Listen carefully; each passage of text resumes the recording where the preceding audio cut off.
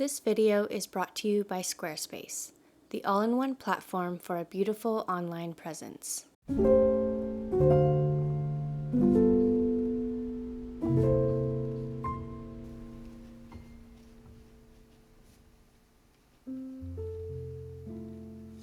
Hello, my name is Chanel and welcome to my bookbinding studio. This video is all about my experience doing craft shows.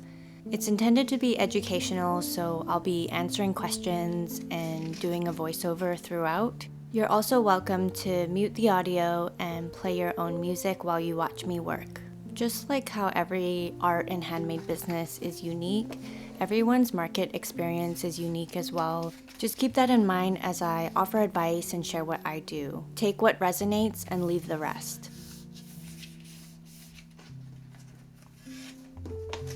Neko asks, how do you pick which ones to attend? What's the average cost of a booth you found?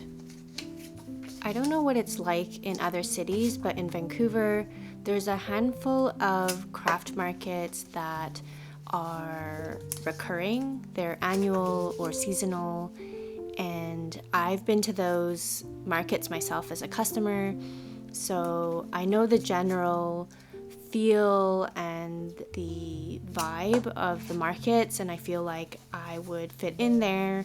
I also know that these markets are good at bringing customers, good at outreach, so that's what propels me to apply. In terms of cost, I was able to dig up some fees that I've paid in 2018 and 2019, and they range from $100 to almost $1,000. The higher end mostly consists of holiday markets where tons of people go for gift shopping. There are a lot more sales at that time. I can justify the high cost of the booth, although it definitely hurts when I pay it because I'm paying that cost usually in my off season, and then I have to wait a few months until the market so that I can recoup that cost. And then the lower end, when I have to pay like $100 to $200, that's usually for smaller community events or outdoor markets where the customers are a lot more general. Let's say like Vancouver has outdoor markets where the streets close down. Everyone from all over the city will come, and they're not necessarily looking for handmade crafts, but they're just looking for a good time and they're willing to spend because they see something cute. I have taken risks before where I would apply to a market that I've never been to or don't know very much about, and I've lost money. I haven't had very much luck with smaller markets that are like further out from the city. Nina asks, hello Chanel, I hope you have a great time at the craft fair. I'm trying to level up my bookbinding skills enough to sell my books at markets and fairs too one day. That's awesome. How much stock and product variety would you recommend a craft market newbie prepare? Thank you. You may not like this answer because there's no way of measuring how much you'll sell, so I would just say bring what you can. I'll put up some numbers of what I brought and what I sold at this market. For me, I bring as much as I can logistically transport. To give you a sense, for this market, I was able to fill my trunk, and I remember in previous markets, especially the holiday ones, I would fill my trunk and the back seat of stuff. And this stuff includes my display, everything to operate during the market, and my inventory. In terms of product variety, I think having 3 to 5 main products to showcase is ideal. Too many things can be confusing, and too little, I think, can leave out some potential customers. There is the rare business that only sells one product, and they're usually really good at marketing it and selling it. For me, I had a range of products. I had little pamphlet stitch notebooks that sold for 2 for $20. And then I had hardcover watercolor sketchbooks on the most expensive end at $59. I know that in terms of handmade books, $59 isn't that much, but I only sold a few, so I think it worked for this market.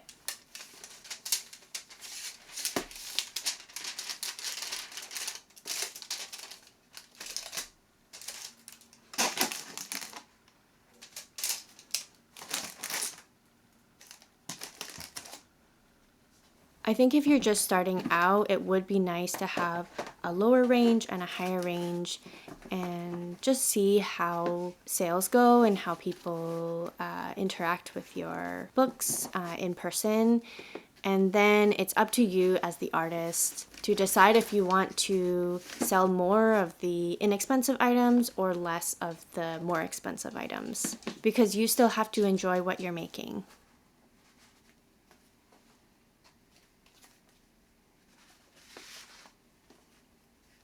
Full Moon asks, how do you find them in time to attend? Every time I hear about a cool event I would like to vend at, vending applications are already closed or the event is within the next 2 weeks. Generally, applications for holiday events take place late summer and they usually close early fall, especially the bigger markets, so you really have to pay attention months in advance. I went to craft fairs myself as a customer before I became a vendor, so I knew which markets existed in the city.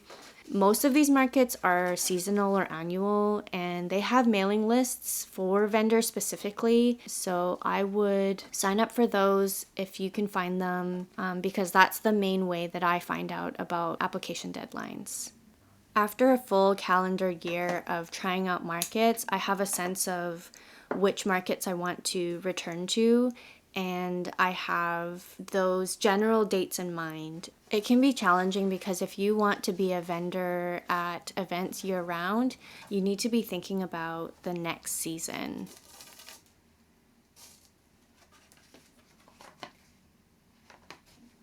Anna asks, in the video you mentioned your ideal customers. How do you figure out who your ideal customers are? Also, I'm taking my books to my first craft fair this fall and I'm super nervous. How do you determine pricing? And how do you sell to people? Do they seem to want you to sell them on your books? Congratulations on your first craft fair. I hope you have fun.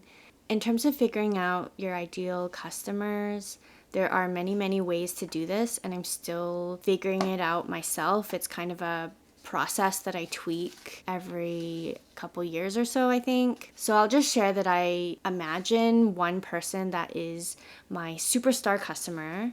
It's actually easier to think of a real repeat customer, and I would, in my head, get to know them.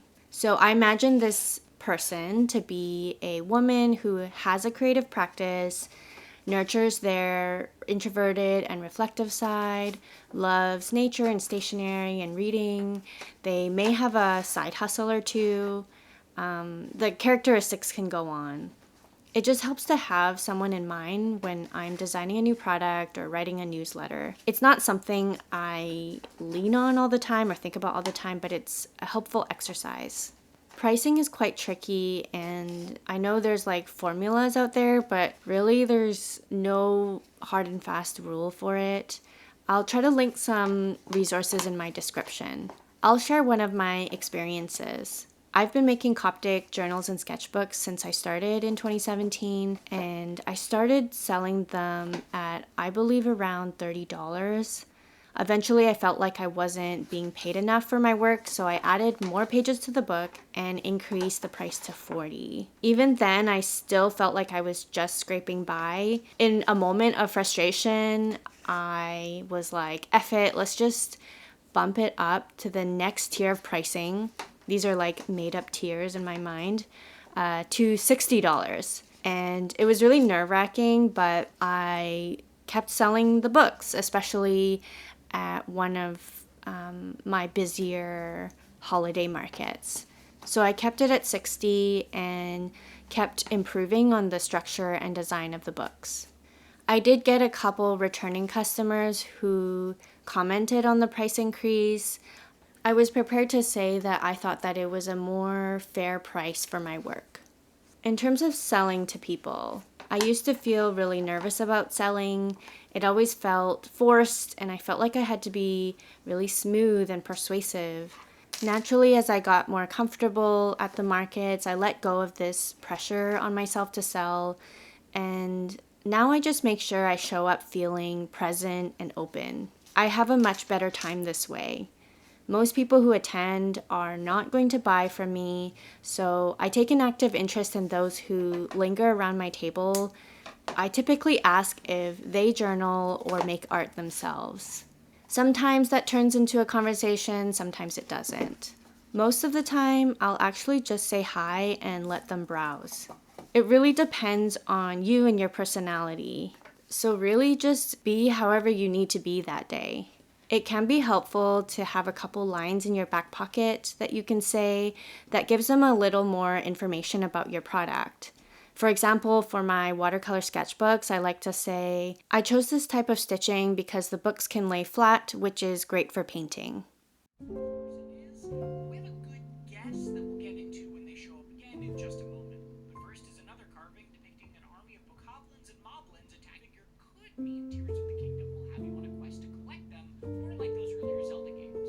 Next we see a person either floating Tanagar Canyon, and from here we get a clear look at both plenty of sky islands, including a notably large one high above what we think is the Faerun region, as well as the ground of Hyrule. Hyrule Castle is floating too, which we saw start to happen in the first trailer, and the bright red tendrils or energy or whatever that stuff is from back then seems to be shooting out from under it. The same stuff seems to be spewing.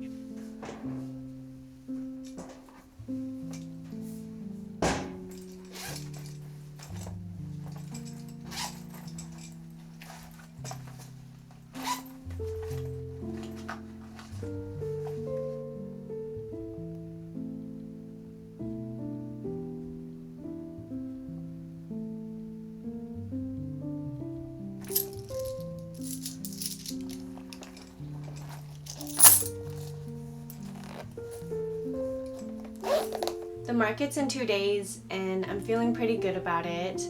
Last week and earlier this week, I was dying a little just from exhaustion of making books constantly. I also had a little scare with my Square Reader. I thankfully ordered a new one just in time. It should be arriving tomorrow. So lesson learned, if I haven't used a Square Reader in years, I should be checking it way in advance to make sure that it's still working well. Most people are paying by credit card these days, so it's necessary to have a card reader. I still have a couple more things to do. I need to finish off my Instax albums, and then I need to do some last minute promotion, send out a newsletter, make some posts, and also set up my test booth. For every market, I tweak my display a little bit depending on what I'm selling, my placement at the market, whether I have a corner space or like a middle of the row space, as well as the size of my booth. The time of year really matters too. My books are pretty all seasons, but for the holidays, I might set up my display to be a bit more gift oriented, and I might think about what I would say to customers as gift recommendations. I didn't do anything in particular to match the fall season, but I did make sure that some of my book covers are fall themed. I want to make sure that I'm present and energized this weekend, so I'm going to close up on bookmaking and just start preparing and packing for the market. Let's take a quick break to mention our sponsor, Squarespace. Many people grabbed a business card at the market, and when they look up my online shop, I want to capture their attention with a beautiful website. Squarespace is just getting better and better to use as a small business. From listing products to processing and shipping orders, everything in the back end is very user-friendly and accessible. I like that I can offer gift cards, a local pickup option, and request product reviews from customers. I've also recently switched my newsletter platform to Squarespace so that my email campaigns are integrated with my shop. Having a newsletter has been vital for building a customer base for my business. Try out Squarespace for free and then get 10% off your first purchase by going to squarespace.com/bittermelon.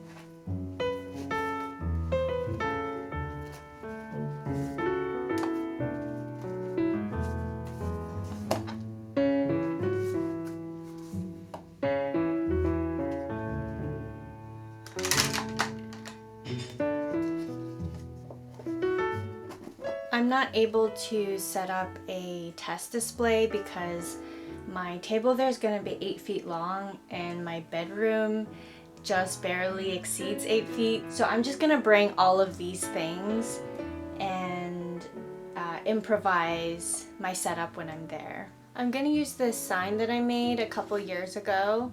I used felt and this piece of fabric, which is one of my brand colors. I think it's still really cute. I'm gonna put all of it in this duffel bag here.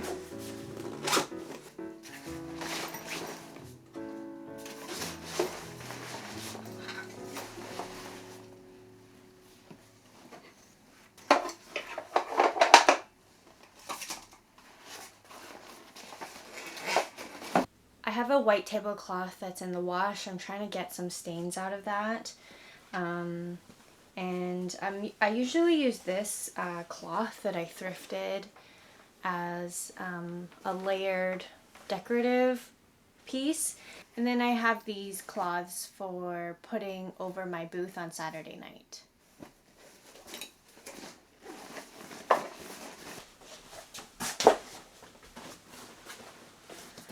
Alright, so I'm pretty much packed up. I got my books, my bags for customers, and then everything I need for my display in here. Some things that I added was an extension cord, a steamer for just straightening out folds in the tablecloth and my fabric sign, and I think that's it. Oh yeah, and a tripod for my phone so I can get a bit of content. I'm just waiting on my tablecloth to dry, and then I think I'm good to go.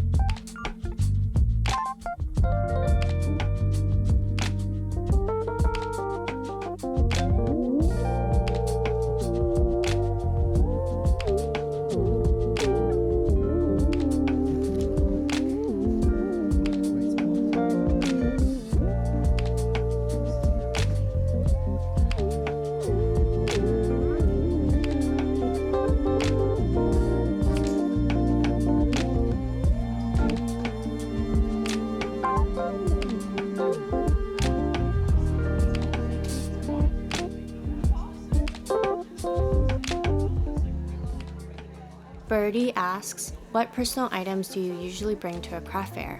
Stuff that people may not think about, like extra hair ties, extra water, snacks, etc. Basically anything you need to feel comfortable. I typically only need my water, my tea, and snacks. I always have lip balm in my bag anyway, so that was useful. And something I wish I brought was a fidget toy, because I found myself feeling pretty nervous and anxious during the slow periods or downtime. So I wish I had something to just like twiddle my thumb with. Along the same lines, how do you prepare for a fair? What do you do the day of, day before, week of, month before regarding booth layout, choosing items to sell, traveling, etc.? I would say that I am practiced enough in getting prepared for markets, so I'm able to leave most of my work to the last week leading up to the market. So this is not including making the books. I left preparing my card reader and display items and signage and all of that to the last week because I already had these things and I just needed to pack them together and finalize what I would do for this market compared to previous ones.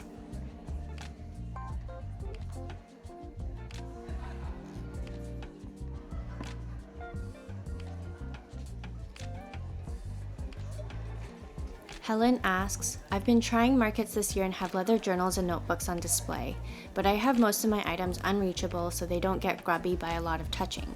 I know how important it is for people to hold items, and I'm considering plastic bags for the products and putting everything within reach.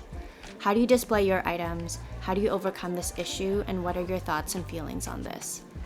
I totally feel you. I have a fear of grubby hands at markets as well.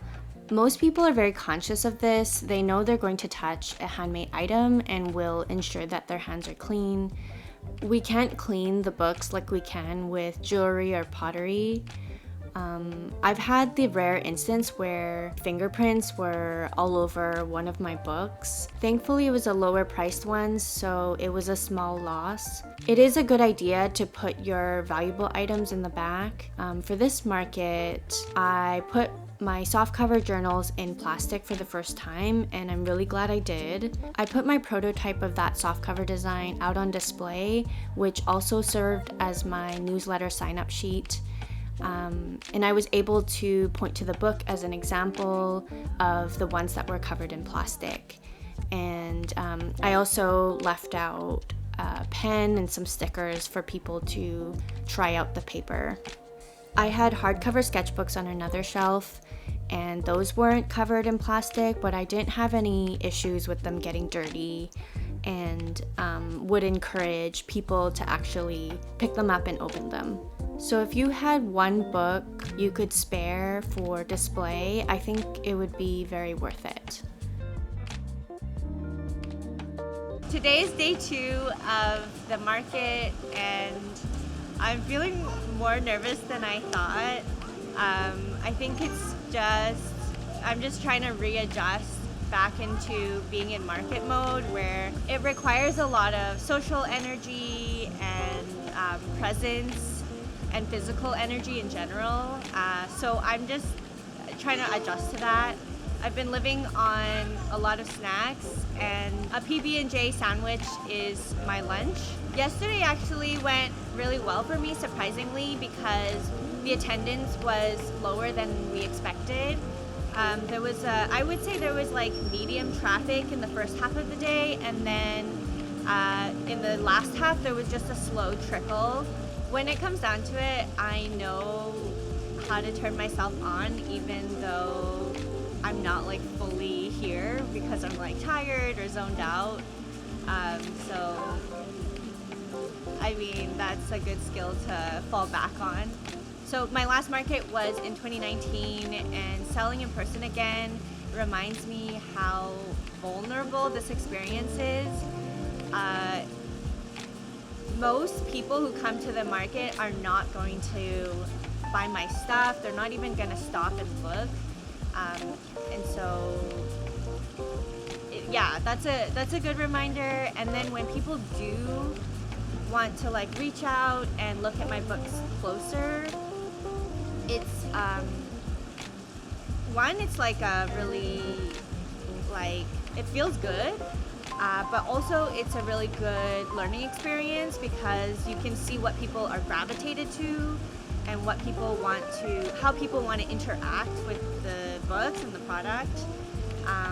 And so that's something that I don't get to see when I'm selling online. Overall, because I can lean back on my previous market experience, I'm not too tied to the outcome or sales. I'm just having fun. I have really great neighbors, and this space is beautiful and the weather's awesome. So once I was able to set up my booth, it was smooth sailing, and I felt really optimistic about the weekend.